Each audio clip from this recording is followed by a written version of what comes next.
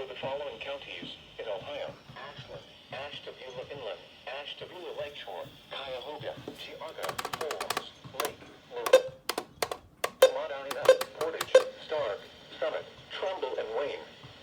High wind watch now in effect from late Thursday night through Friday morning. What? Southwest winds 25 to 35 miles per hour with gusts up to 60 miles per hour possible. Where? Portions of north central and northeast Ohio. When? From late Thursday night through Friday morning. Impacts. Damaging winds could blow down trees and power lines. Widespread power outages are possible. Travel could be difficult, especially for high-profile vehicles. Monitor the latest forecasts and warnings for updates on this situation. Fasten loose objects or shelter objects in a safe location prior to the onset of winds.